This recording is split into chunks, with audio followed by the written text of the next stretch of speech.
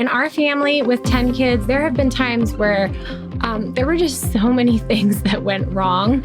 And accepting it really made all the difference.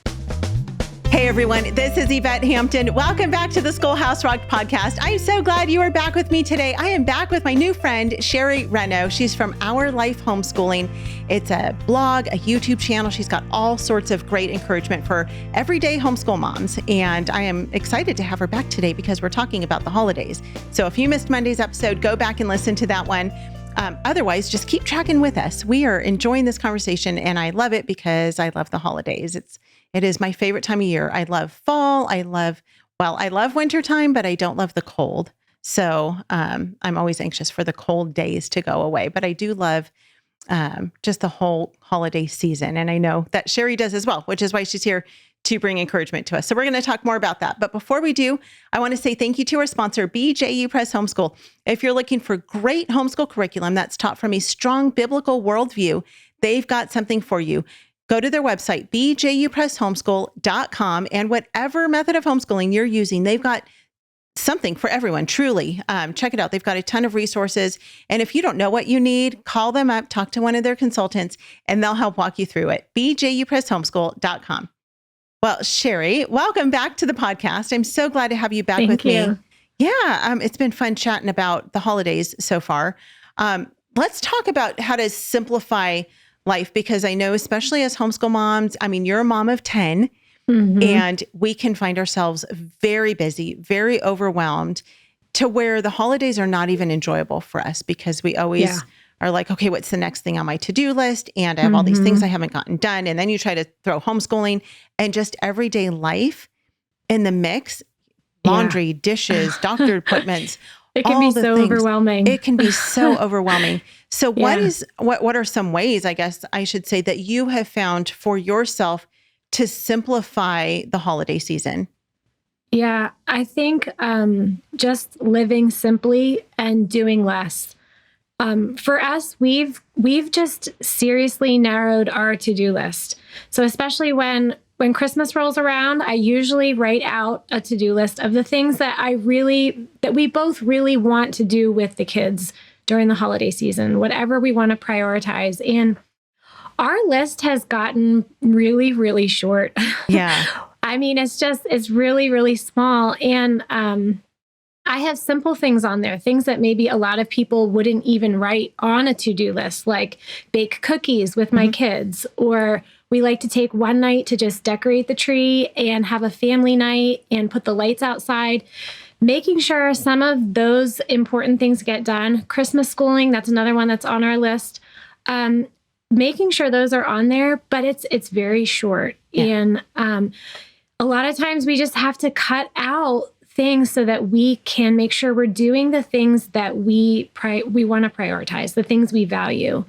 And so for us, it's almost to me a lot like decluttering. I love the idea of decluttering. Yeah. But then when it comes down to it, and there's this one thing that looks really exciting, but it's just hard to let go of. And but sometimes you just need to. You know, I love taking my kids to festive Christmas productions or doing Christmas cookie exchanges, things like that. But we don't necessarily need to do all of those things. We can do maybe one. And there may even be some years where we don't have to do those things. And that's okay. You can have a very simple Christmas with your family and it can still be very good. What are some of the things that you would prioritize? I mean, you talked about decorating the Christmas tree and, baking, things like that. Are those the things that would be at the top of your list that you would prioritize?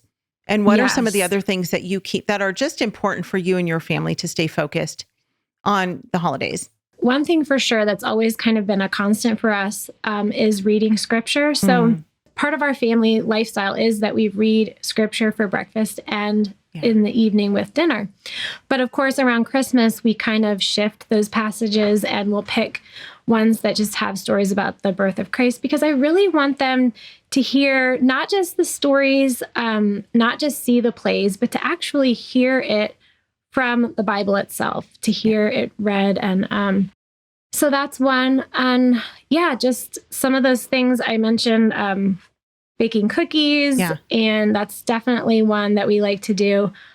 In our Christmas schooling, we will do a lot of the things that I have on my list as part of what we're doing as part of our Christmas celebration, just so that we can make sure that they're getting done. Yeah. I want to talk about Christmas schooling, but let's take a break first. We'll be right back. Have you tried CTC Math yet with your child? Here's a testimonial from another happy homeschool mom. Amber said, "I'm absolutely thrilled with CTC Math.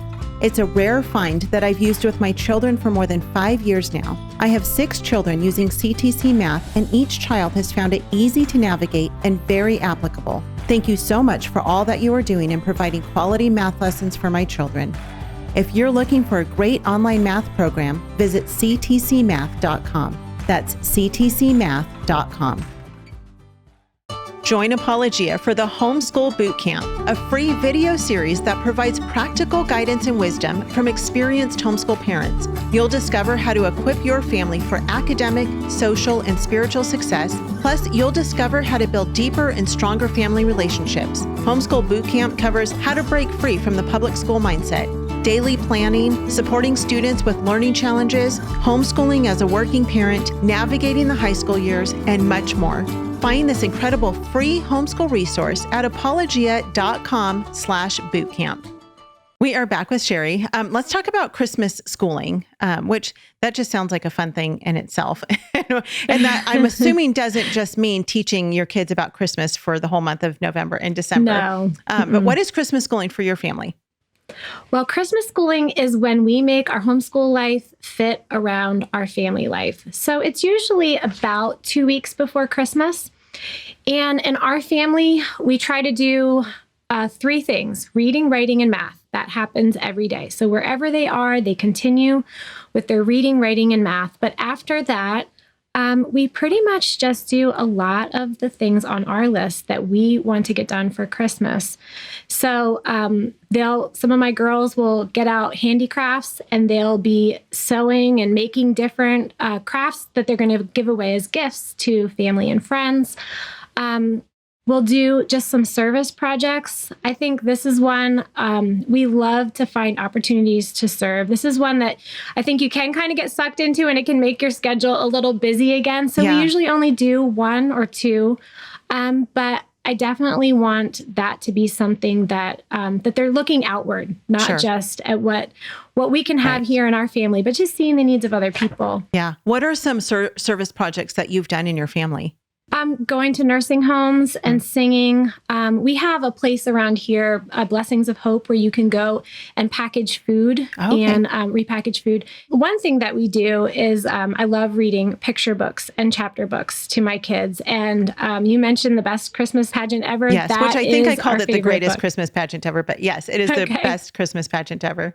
Yeah. My kids ask every year for me to read that book. Yep. And so it's just like, it's a no-brainer. Like, we always read that. And then we have several other picture books and chapter books that I'll randomly read. And so that's something that's also a part of our Christmas schooling. Listening to carols and learning them, having them on throughout the day, that's something. And just really understanding some of the words and the meaning behind them. So I think for us, instead of letting the school just I think sometimes there can just be this difficulty in balancing the school days. You know, by law, we have to get so many days in, and you want to keep going, but it's just too much to do the full curriculum and all that we have on our plates. So for us, we just do reading, writing, and math, and then fill it in with some of these things that we want to get done. Yeah. My girls also... We do a calendar every year for my in-laws, that like a Snapfish calendar where we make different pictures. So that'll be something that they'll do during this time. And when I first handed this over to them, I was so nervous to let them try it. But once they got going, they have done such a great job. So that's a big project that takes up a lot of their day. And they've learned a lot from doing it as well. And then it makes them feel like they've done something useful and productive, contributing to the family. And it really does help me out. That has freed me up to be able to do some other things. Wrapping gifts, the kids help us with wrapping gifts. So that's something else we'll do during that time. Yeah, so cool. You talked about Christmas carols. And I have several hymnals in my house, and most of them, if not all of them, have Christmas carols in them. And I think oftentimes people don't realize that many of the Christian Christmas carols that we sing are hymns. They're old Christian songs. And I think that's so cool because, you're not going to find songs about Santa Claus in there, but there's songs that are worshipful, Oh Holy Night. I mean, things like that are true hymns that we can go back and we can look at who wrote them, the meaning of them, and that can really draw us back into the holidays. That's such a fun way, I think, to incorporate singing, because then you're not just singing the song that's on the radio. You can really think through, oh, this is what this song was written for, or who wrote it, or when it was written. Many of them were written, 200 plus years ago or longer. And it's absolutely fascinating. I love learning about old hymns. Yes. Yeah. And then it reminds them of how Christmas was celebrated throughout the years. I mean, people were singing these songs 100 years ago. Yes. Yeah. I know a lot of homeschool families actually do that. They'll do kind of a Christmas around the world, and they'll study different countries and how these different countries celebrate Christmas. And it's incredible to think through that as a Christian, because that those people, so many of them know Jesus. The birth of Jesus, his story is worldwide. That's not something that's just in America. Yes, It's a worldwide story because it's the story of the world. And so people celebrate it differently, but how fun to get to explore the different ways that people celebrate Christmas around the world. Yeah. Oh, that would be so neat. That would be such a neat study to do. That would be. I've never done that before, but I know that there are studies. Maybe I can do some research and find a couple of studies that have that, but I'm certain they're probably easy to find. Just go on Pinterest and look up Christians celebrating Christmas around the world or something like that, and you can come up with something fun. Let's talk about just some practical ways to manage family life during the busy holiday seasons, whether it's Thanksgiving, Christmas, New Year's, whatever. I know, especially I can imagine with a family of 10, but even for myself, I mean, we're a smaller family. We have 4 in our family, and you're actually, I guess you'd be a family of 12 because you've got 10 kids. We're a family of 4. And sometimes I know that the busyness just gets away from me. So what are some ways that just some really practical ways that you found to manage that? Well, one of the biggest things that's helped us is just to keep up with the regular chore routines. If the house is clean, then it seems like everything else is manageable. But once we get behind in that, and it can happen so quickly, especially when you have a lot of people, and you're just managing so much, just one little thing, when you have 10 people, if they all start leaving something out and not cleaning up after themselves, it can just quickly escalate. So keeping up with our main chore routines, that is something that really helps. And it's something that I think I can easily forget because I just get into the mode of all the things that I've got to do. And I see the countdown and how much time we have left. And have we gotten everything ordered and everything ready, packaged and everything. But just remembering to be consistent with that helps just get the day started right. And it helps the kids too, I think, when everything stays normal and they have a normal routine, even though things are changing at this time. So can we park there for just a second? Talk about what your regular chore routine looks like for your family on any given day, because obviously you have to have that in place in order to continue it through the holiday season. What does that look like for you? Well, we do our chores after breakfast, and everyone has a zone. We've divided up our family or our rooms by zone. And I have a chore chart, which changes. That's one thing I've learned is that I thought you just make a chore chart and, then we just follow that forever. But no, I find myself changing it every couple months because our family changes and grows. And so everyone does their zone. And I've realized more and more how important this is to just fit in as part of our day. I always thought that chores was something we had to get through and then we could finally do school. And I've begun to see it more as a life skill. Just maintaining a home is something that takes repeated practice. And then in the afternoons, we also do just a pickup, usually before dinner, and that brings us back. So just nothing really, nothing exciting, but just being consistent with it, I think, is what helps. Now, do you stop at a certain time, say, okay, we're done with school for the day, 3:00, whatever. Okay, now from 3 to 3:30, we're going to have pickup time, and then the whole family just goes into wherever their zones are, and they pick up their own zones. Is that how it works for you? Yeah. In the morning, we do zones. Okay. And then that's more of like it's a pickup, but it's also clean. Like the bathroom gets clean. Okay. Somebody's assigned to the kitchen. I always have a different kitchen person every day, and they clean up. And the idea is if they're a young child, I'm cleaning up the kitchen, but they're helping me. Yeah. If it's an older child, they're cleaning up the kitchen and I'm helping them. Okay. The afternoon is more of just like a pickup before my husband gets home and just kind of bringing everything back into order again. Yeah. And that helps get us through a nice evening. Yeah. Okay. It's being intentional about the way that you spend your day. So yes, I love that. Okay. So I'm sorry, I totally derailed you. We're talking about practical ways to manage, just manage your family life during the busy season. So you started out with keeping up with your chore routine. What else? Another way that we, especially during Christmas, is to have our kids help us with whatever we're doing. So like I mentioned before, just letting them help wrap gifts, help make our family calendars. We have our kids, I think last year, they wrapped almost all of our gifts. Oh, wow. And, initially when they started wrapping, I'm looking at some of them and thinking, oh, this is not good. I can't put this under the tree. But then when all the wrapping was done, it was really nice. Oh. And they've gotten better at it, and it gives them something to do. They're really proud of it. It's a contribution.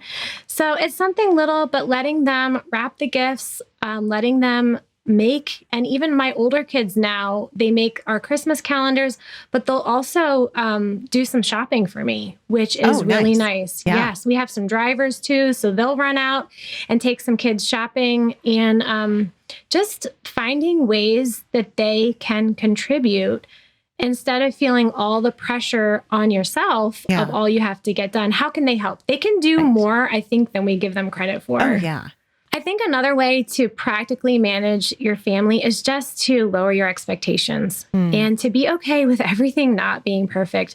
In our family with 10 kids, there have been times where there were just so many things that went wrong, and accepting it really made all the difference. Being okay with burned cookies or the Christmas gift that just is not coming on time. Yeah.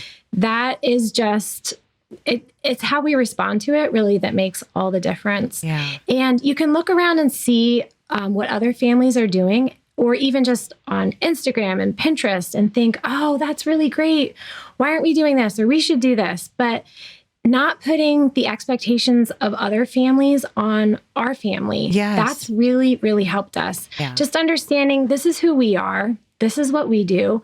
And there's things that I love about it. It might be simple, but it's still okay. And our family loves it. Just enjoying being together, letting that be your main focus, and more of a focus than just on all the things that you want to get done. Yes. Yeah. Oh, so many good things. I love your ideas. Tell me really quickly what some of the books are that you read, because I know that you have your Christmas book list. So in addition to The Best Christmas Pageant Ever, which everybody should read, what are some other books that are some of your favorites? Let's see. Well, there's The Little House Christmas Treasury. That's one that I love. Okay. The Vanderbeekers of 141st Street. That's a really cute one. Okay. The Holly and the Ivy. That's a picture book, really adorable. The Legend of the Candy Cane. That's a great one because that tells the true story of Christmas and the reason for the stripes. It goes back to Jesus on the cross, and that's a really good one. I'm trying to think. Oh, The Christmas Miracle of Jonathan Toomey. That's a great one too. I've not heard of that one. Oh, it's so good. And there's a movie that goes with it. It's adorable. Okay. Yeah. Oh, I'll have to look up that one. Yeah, it's about a little boy that his father dies and his mom's a widow. They move to this new town and he wants a nativity set. So they find this woodcutter who carves out this nativity set. And as he's making each animal, he's saying, I just don't think that really looks like the lamb that was, there with Jesus. And then when he makes the baby Jesus, I just don't think that really looks exactly like the look he would have had on his face. And anyway, it just goes into the story, the true story of Christmas. It's a great one. Oh, that's so cool. Well, we'll put links to all those in the show notes so you guys can find them, which, by the way, you guys may not know this, but when we put links to different books, whether it's through Amazon or christianbook.com or other resources, oftentimes when you purchase books from our link, that actually helps to support the Schoolhouse Rocked podcast because we have affiliate accounts with those different companies. And so if you purchase the books, purchase them through our link because that really does help to support this ministry and you get a book out of it. So anyway, I always forget to say that. And I assume that people know that, but then I realize that a lot of people don't actually know that. Yeah. So anyway, thank you, Sheri, so much for being with us again today. We will be back tomorrow. Tell us one more time where people can find you, your website, your blog, your YouTube channel, all the stuff. You can find me at ourlifehomeschooling.com. And then on YouTube, I do one video a week sharing homeschooling encouragement for everyday moms. All right. We'll put those links in the show notes as well. You're going to have lots of links this week, but we'll make it super easy for you. All you have to do is just one click and get to where you need to be. So thank you guys so much for listening. Stay tuned to the very end to hear what's coming up next on the podcast. And if you've not yet watched the movie, Sheri has watched it. Schoolhouse Rocked, the Homeschool Revolution. If you haven't watched it yet, thank you. All by God's grace. I'm telling you, it's not us, it's all the Lord. But if you have not watched it, go to our website, schoolhouserocked.com, and you can stream it for free. Or we also, I know many of you know because you've been buying them, we have DVDs now. Our distributor sent us the rest of the DVDs that they had left. And so we've got now like 500 and something DVDs sitting in our office. We would love to get rid of them. So if you are wanting to purchase a DVD, that would be a great Christmas gift for family, friends, anybody. We actually have had people buy 5 DVDs or 3 DVDs to hand out to friends. We had one person, this was such a great idea. She put a note on them and she said, watch this movie and pass it on to someone else. And she put 2 of them, I think, in her church and just put them out for anybody to take them with the idea of them passing it on. And so we've got those for you. You can go to our website, click on the button that says buy the DVD, and they're really reasonably priced because we really want to get rid of them. So you can purchase them there, but you can stream it for free as well. Have a great rest of your day, and we will see you guys back here tomorrow. Bye. You're listening to the Biblical Family Network. Hey, I'm Miki. And I'm Will. And we're the co-hosts of the Culture Proof podcast. We want to invite you to join us every week as we discuss what's happening in the world and then filter those happenings through a decidedly biblical lens. There are many questions, especially when we see what's happening in our culture today, but the answers are found within the Word of God. So that's where we want to look. Amen. When we resist those cultural trends that rival the truth, we remain culture proof. I definitely would have relaxed a lot more. And I think I definitely would have reminded myself that the Lord gave these children to us. We are fully equipped to teach them everything they need to know. Yeah. And that the Lord is going to be there with us through every step of the way. It's just easy and tempting to look around at the culture and almost like with Peter and the waves, just start to sink and fall under the weight of it. But the Lord's given these children to us, and it may not look like what your friend's homeschool looks like. It may not look like your neighbors down the street. It's going to look differently, but it's good, and the Lord is going to equip you for what you need.